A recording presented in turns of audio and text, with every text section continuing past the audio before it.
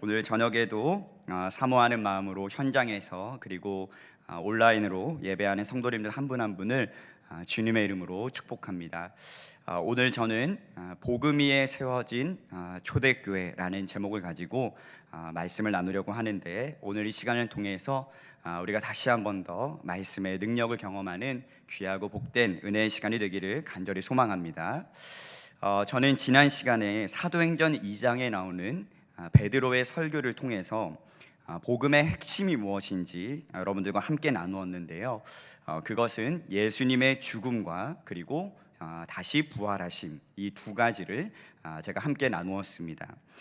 이 두 가지 중요한 복음의 두 축이 우리에게 영원한 생명을 경험하게 할 뿐 아니라 우리가 진정한 그리스도인으로 살아가게 하는 믿음의 원동력이 된다고 말씀을 드렸습니다. 이것이 왜 그렇게 중요하냐면, 이 진리 위에 세워진 교회를 통해 하나님께서는 그분의 뜻을 이루어 가시기 때문입니다.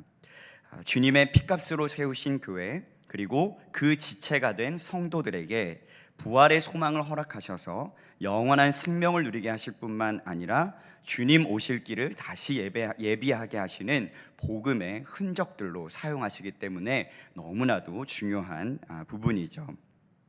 그래서 오늘 본문에 이 역사들이 나타날 때까지 곧 오순절 성령 강림 사건 이후에 베드로의 설교로 3,000명의 성도가 세례를 받고 새롭게 시작된 이 예루살렘의 초대교회는 지금까지는 볼 수 없었던 예수님만 따르는 강력한 신앙 공동체를 형성하게 되었습니다.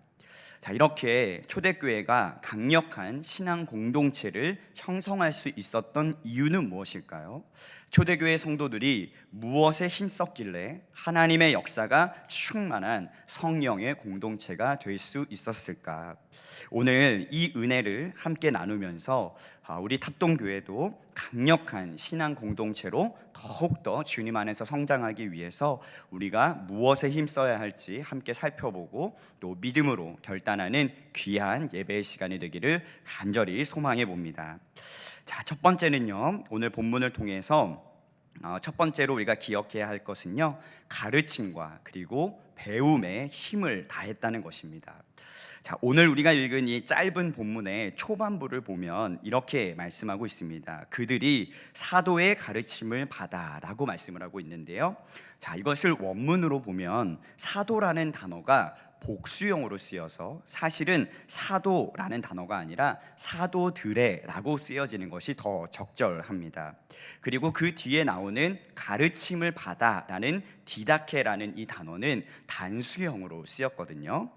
이것을 통해서 종합해 본다면 사도의 가르침을 받았다는 표현은 베드로의 설교로 인해서 예수님을 믿게 된 이 3,000명의 사람들에게 12사도 모두가 가르침을 전했다는 것을 보여줍니다. 그러니까 사도 베드로만 그 복음의 능력을 전한 것이 아니라 12사도가 함께 그 3,000명에게 가르쳤다는 것이죠.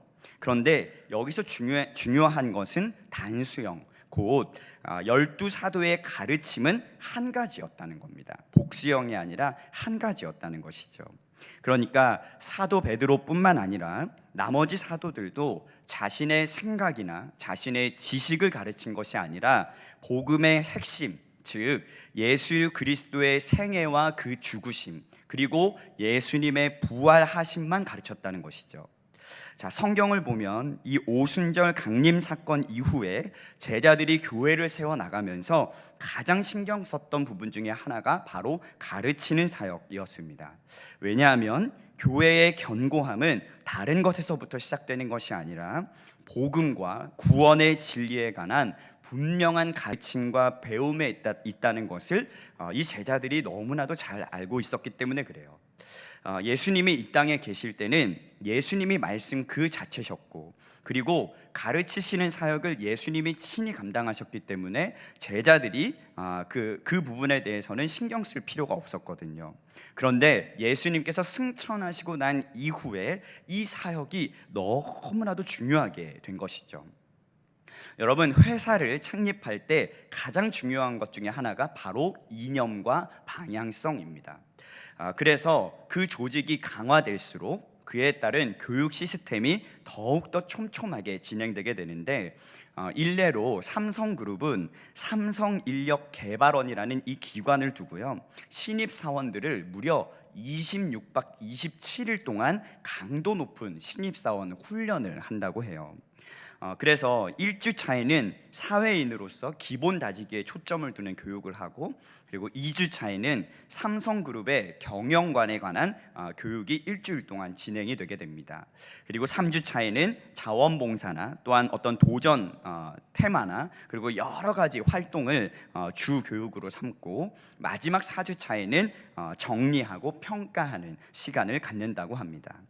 이 4주간의 기간을 잘 거치면 신입사원들은요, 자신이 다니게 될, 자신이 속하게 될 그 그룹에 대한 충성심으로 가득하게 된다고 해요.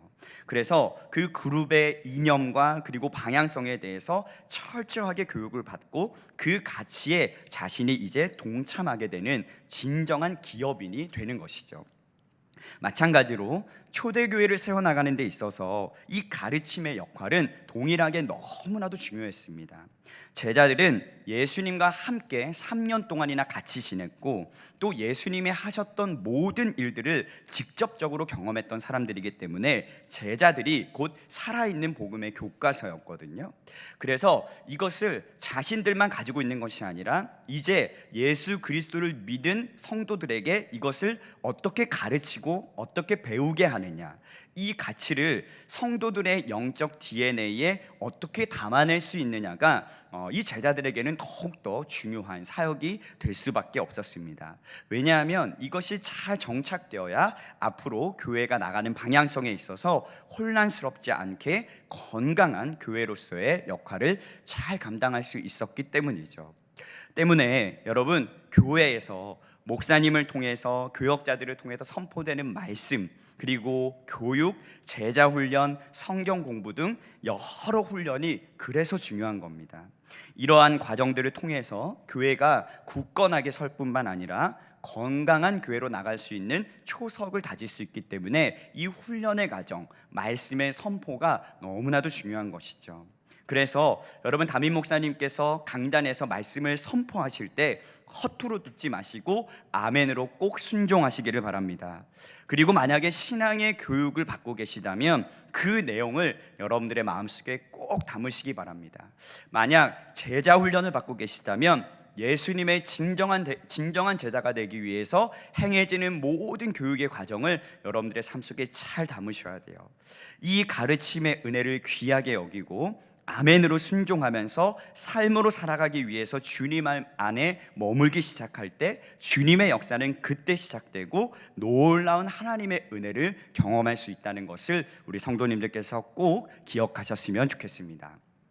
자, 두 번째로 초대교회는 어떻게 능력 있는 공동체가 될 수 있었을까? 두 번째 말씀을 보니까 성도 간의 교제에 힘썼다고 말씀하고 있습니다.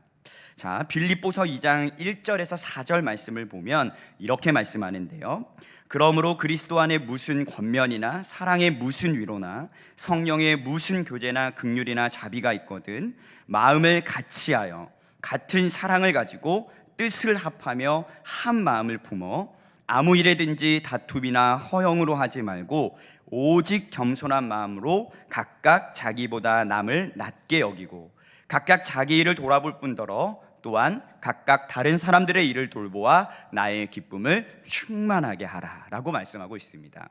또 갈라디아서 2장 9절의 말씀을 보면 이렇게 선포합니다. 또 기둥같이 여기는 야고보와 게바와 요한도 내게 주신 은혜를 알므로 나와 바나바에게 친교의 악수를 하였으니 우리는 이방인에게로 그들은 할례자에게로 가게 하려 함이라. 자, 그러니까 신약 성경에서 계속해서 강조되고 있는 교회의 중요한 요소 중 하나가 바로 무엇이냐? 성도의 교제라는 거예요. 자, 여러분, 이 교제는요, 여러분 잘 아시다시피 코이노니아라는 단어를 쓰는데 이것은 사귀다라는 의미를 가지고 있는데 이 의미뿐만 아니라 원 단어를 보면 헌금의 의미로 동정하다라는 의미도 갖고 있습니다. 그러니까 사귀다라는 의미도 있고 동정하다라는 의미도 같이 가지고 있거든요. 그러니까 성도의 교제라는 것은 영적인 교제와 더불어서 물질적인 교제도 다 포함하는 의미를 갖고 있어요. 그러니까 초대교회 성도들은요, 사도의 가르침을 받고 서로 영적인 교제를 나누었을 뿐만 아니라 물질적으로도 서로 도왔다는 것입니다. 자, 이런 의미에서 볼 때 여러분들이 신앙생활을 하면서 하나님과의 관계만을 중시하고 함께 신앙생활하고 있는 형제 자매들을 돌아보지 못하고 무관심하고 서로 교제하지 않는 것은요, 성경적이지 못하다고 볼 수가 있어요. 여러분, 특별하게 우리가 코로나 시대를 지나면서 이 성도의 교제가 얼마나 중요한지를 지금도 깨닫고 있습니다. 함께 모여서 예배하는 것도 힘들고 예배를 드리고 난 후에도 일찍 귀가해야 했고요, 또 식사를 함께 하지 못하게 되면서 자연스럽게 교제할 수 있는 시간이 줄어들게 되었어요. 무엇보다도 속회로 모이는 것이 어렵다 보니까 성도 간의 삶의 문제가 무엇인지, 기도의 제목이 무엇인지, 또 우리 속회원들의 영적인 상태가 어떤지, 또 그들이 겪고 있는 삶의 어려움이 무엇인지 쉽게 알 수 없었기 때문에 서로를 위해서 기도하고 격려하고 그리고 축복해주는 시간도 쉽게 확보할 수가 없었던 것이죠. 그러면서 우리 안에 자연스럽게 결코 혼자 신앙생활 할 수 없다는 것을, 그러니까 성도의 교제가 없이는 건강한 신앙을 유지하기가 너무나도 어렵다는 것을 우리가 깨닫고 있습니다. 서로 눈을 맞추고 안아주고 손을 잡아주고 그리고 기도해주고 축복해주는 것이 건강한 교회를 세워나가는 일에 있어서 얼마나 중요한 일인지를 우리 모두 몸소 경험하고 있는 것이죠. 여러분, 보네퍼 목사님은 성도의 교제라는 책에서 이렇게 이야기를 했습니다. 하나님은 나를 교제로, 곧 그리스도의 사랑과 이웃과의 연대 관계로 인도한다. 오직 이러한 믿음을 통해서만 나는 타자에 대한 나의 행위를 사랑으로 이해할 수 있으며 우리의 교제를 그리스도교적 사랑의 교제로 믿을 수 있게 한다. 무슨 말이죠? 내가 곧 교제의 주체가 되어야 한다는 거예요.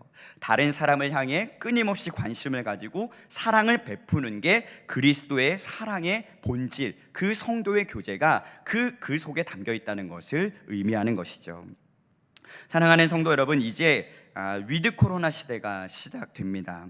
아직 함께 식사할 수는 없지만 모여서 함께 예배할 수 있고 그리고 교제할 수 있고 기도할 수 있는 자유로움이 더 확대되었습니다. 우리가 복음 위에 세워지는 더욱 건강한 교회가 되기 위해서는 이 성도의 교제에 더욱더 힘을 내서 우리가 교회를 세워나가야 해요. 영적인 교제뿐 아니라 서로의 필요를 돌아보고 도와줄 수 있는 부분을 함께 하면서 서로를 격려하고 축복하는 교회가 될 때 능력 있는 성령의 공동체가 될 수 있다는 것입니다. 그래서 초대교회가 경험했던 그 강력함, 그 따뜻함, 그 포근함, 그 일관성을 온전히 누릴 수 있는 교회가 되는 길은 성도의 교제가 온전하게 잘 이루어질 때 분명하게 경험할 수 있다는 것을 오늘 본문은 우리에게 말씀하고 있는 것입니다. 사랑하는 성도 여러분, 이제 성도의 교제를 회복하기를 원합니다. 여러분들의 속회에서 또 교회에서 만나는 성도님들, 또 함께 기도하는 모든 중보의 기도자들과 함께 손을 맞대고 함께 안아주면서 함께 기도하면서 이 성도의 교제를 힘쓰게 될 때 우리 탑동교회 안에 건강한 그리고 하나님의 능력이 충만한 은혜들이 가득 넘치게 될 줄로 믿습니다. 자, 오늘 말씀을 또 보니까 세 번째로 초대교회가 무엇에 힘썼느냐? 성찬에 힘썼다고 말씀을 하고 있습니다. 초대교회 성도들은요, 모이면 애찬 형식의 기본적인 식사를 하고 그 뒤에 주님의 가르침을 따라 항상 성찬 의식을 가졌습니다. 특별하게 애찬을 했던 이유는 단순히 밥을 먹고 교제하는 의미보다는 그 공동체 안에 그 당시에 가난해서 제대로 식사를 하지 못하는 성도들이 있었기 때문에 함께 공동의 식사를 나누면서 그 배고픔을 함께 나누었거든요. 그런데 오늘 본문에서의 이 떡을 뗀다 십자가라는 표현은 그 애찬의 의미보다는 성찬을 나타내는 의미로 쓰였습니다. 곧 초대교회 성도들은요, 모일 때마다 예수님의 죽으심을 기념해서 성찬을 행했다고 볼 수가 있어요. 자, 여러분, 성찬은 신학적으로 두 가지 중요한 의미를 가지는데, 첫 번째는요, 예수님께서 십자가 죽음을 통해 우리를 죄와 사망에서 구원하신 그 은혜를 기억하는 것입니다. 그리고 또 다른 하나는 성찬을 통해서 우리가 예수 그리스도와 완전하게 하나가 되는 것을, 그 은혜를 경험하는 것, 이것이 성찬의 가장 중요한 의미인데, 그러니까 초대교회 성도들은 모일 때마다 이 성찬을 행하면서 우리의 죄를 짊어지시고 십자가에 달려 돌아가신 예수님의 그 희생을 기억하면서 다시는 우리가 과거로 돌아가지 않기를, 새로운 삶을 살아가기로 결단하는 귀한 은혜의 시간을 매번 가졌다는 것이죠. 더불어서 주님과 내가 완전하게 연합되어서 내 육적인 자아로 살아가는 것이 아니라 이제는 주님의 마음과 주님의 시선으로 내 삶에 주어진 모든 날들을 살아가기로 결단하는 믿음의 결단이 성찬을 통해서 이루어졌다는 것입니다. 여러분, 이 당시에는 자칫하면 세상의 유혹에 쉽게 넘어갈 수도 있고 끊임없이 다가오는 죽음의 위협 앞에서 배교할 수도 있는 수많은 어려움이 있었습니다. 그럼에도 불구하고 초대교회 성도들은요, 성찬을 행하면서 다짐하고 또 다짐했던 거예요. 결코 주님 안에서 뒤돌아서지 않겠다고요. 여러분, 1966년도에 미국과 베트남 전쟁이 있었잖아요. 그때 북베트남 상공에 공중전 침투가 있었는데, 그 공중전 침투가 실패로 돌아가게 됩니다. 그래서 미군들이 포로로 잡혀가게 되었고, 그 미군들 안에 있었던 감격스러운 이야기를 들려드리려고 해요. 그 잡혀간 포로들 중에 많은 대다수의 병사들이 크리스천이었어요. 그들은 그래서 이 벽을 두드리면서, 수감자들이 이렇게 다, 포로들이 다 방에 있을 거 아니에요? 모스부호를, 이 벽을 두드리면서 이 모스부호를 이용해서요, 서로의 이름과 군번을 알아냈고, 그리고 성경 말씀을 이 모스부호를 통해서 서로에게 전달하게 되었습니다. 너무 힘들고 어려우니까요. 그러던 어느 날에 독방에 새로운 수감자가 들어오게 되었어요. 그런데 매일 아침 보니까 벽을 타고 들려오는 이 모스부호를 잘 들어보니까 서로 격려해주고 또 성경 말씀을 전해주는 것을 듣게 되었습니다. 그래서 그도 그 신호를 익힌 다음에 서투른 솜씨로 매일매일 메시지를 띄우게 되는데, 예를 들면 이런 거였어요. 내가 산을 향하여 눈을 돌리라. 나의 도움이 어디서 올꼬? 나의 도움이 천지를 지으신 여호와에게로다. 이런 말씀을 모스부호를 통해서 서로 주고받은 것이죠. 그렇게 오랫동안 지속된 포로 생활 5년이 흐른 1971년도 봄에 수용소 당국은 포로 3명에게 성경을 일주일에 1시간씩, 여러분, 일주일에 1시간씩 필사할 수 있도록 허락해 주었습니다. 여러분, 우리가 성경 통독을 진행하면서 성경 필사를 진행을 했잖아요. 이거 언제 다 쓰나? 우리는 이게 딱 받으면, 야, 이거 언제, 내가 이걸 언제 다 쓰지? 막 너무 힘들고 팔도 아프고 그러잖아요. 이 수감자들은요, 일주일에 1시간이 주어진 거예요.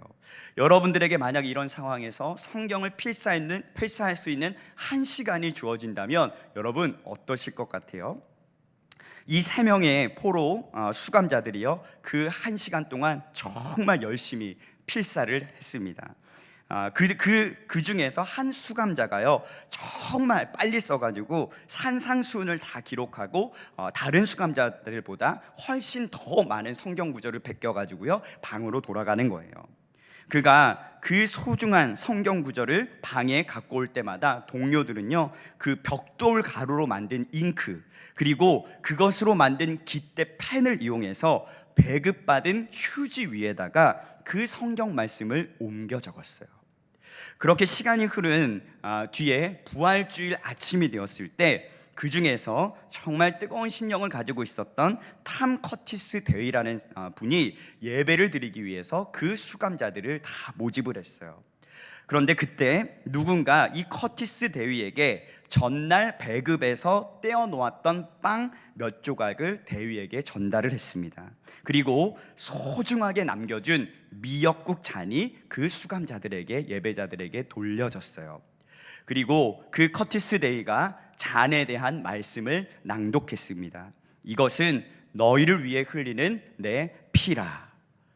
포로들은 그 말씀을 들으면서 자신들의 찢어진 고막, 그리고 빠진 손톱에서 흐르고 있었던 피, 그리고 임시 방편으로 둘러싼 그 붕대에서 배어나오는 피를 바라보았어요.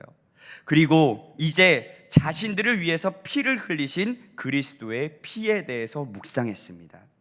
그때 누군가 조용하게 나 같은 죄인 살리신의 찬양을 불렀어요.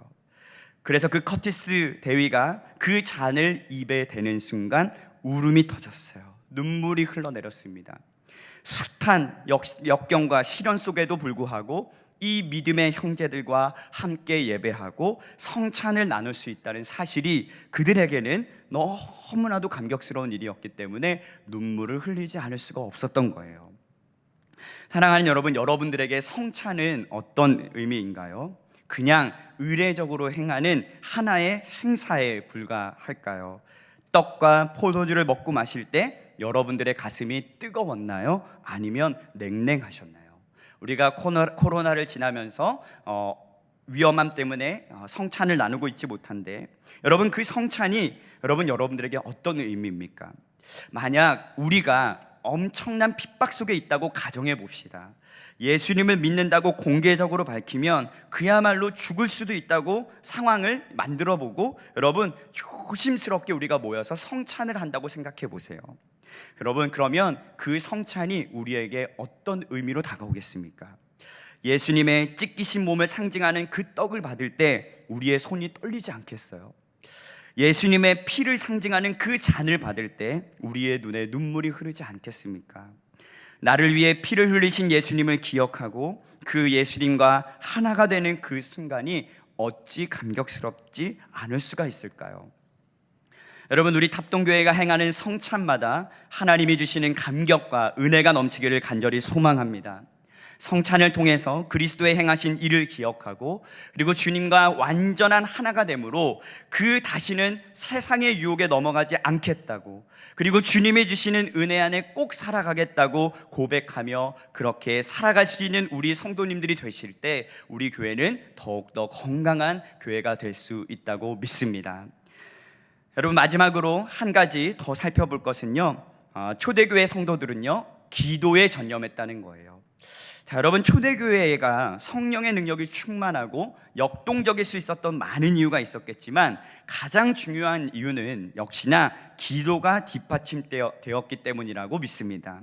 우리가 앞서 사도행전 1장에서도 살펴봤듯이 예수님의 제자들과 여자들, 그리고 예수님의 형제들이 다락방에 모여서 마음을 같이하여 오로지 기도에 힘썼을 때 성령의 충만함을 받게 되었거든요.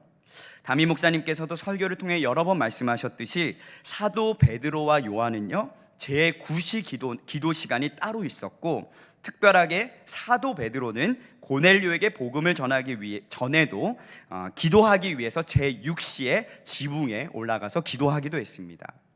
여러분, 사도 바울은 어떻습니까? 그는 늘 기도했던 사람이었습니다. 복음을 전하다가 당하는 수많은 어려움과 핍박 속에서도 용기를 잃지 않고 끝까지 승리할 수 있었던 이유는 그가 늘 기도하고 하나님의 도우심을 구했기 때문이죠.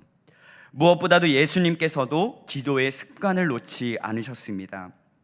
인간의 몸을 입고 오신 예수님께서는 사실 굳이 기도의 시간을 갖지 않으셔도 전혀 문제가 되지 않으셨을 것인데, 그럼에도 예수님은 늘 번잡한 장소를 벗어나서 혼자만의 시간을 가지셨고, 그 혼자만의 시간을 통해서 하나님과 친밀한 교제를 나누셨습니다.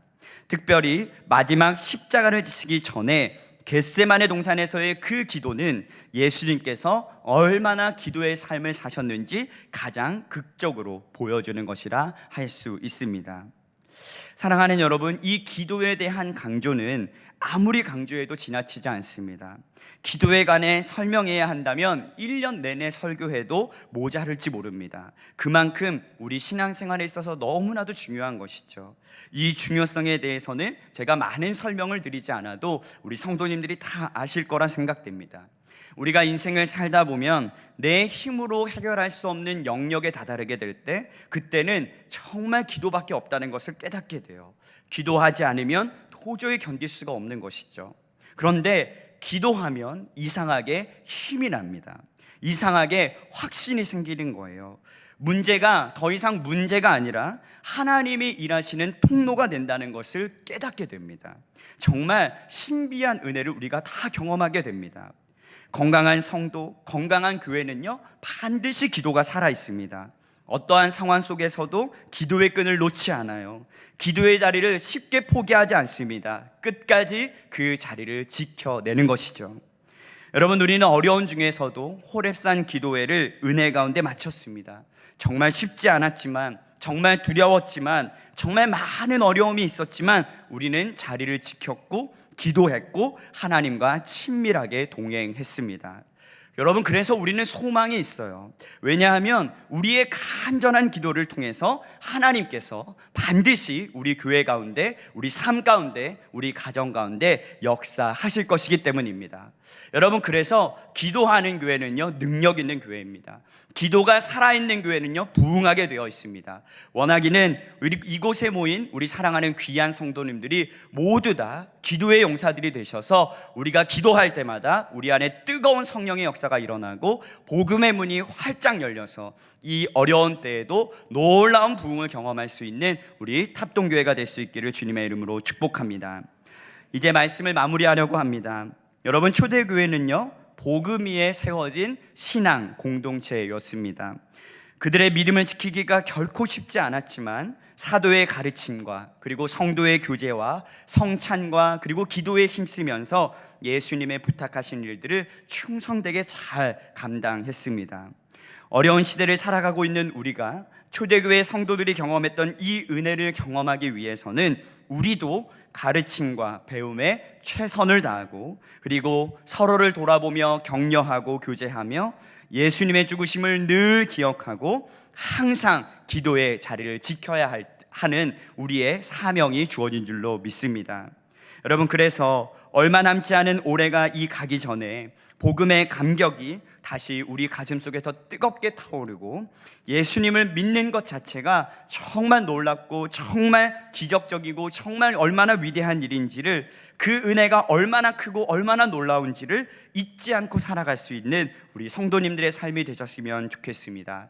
여러분, 한 주간 살아가실 때 우리 교회가 그런 교회가 될 수 있기를, 그리고 여러분들의 삶이 또한 그러한 삶이 될 수 있도록, 그리고 피로 사신 이 교회의 지체가 된 우리들이 그런 교회 자체가 될 수 있도록 여러분, 한 주 동안 주님과 친밀하게 동행하시면서 승리하셨으면 좋겠습니다. 언제나 늘 주님과 함께 할 수 있는 우리 사랑하는 귀한 성도님들의 삶이 되시기를 주님의 이름으로 간절히 축복합니다.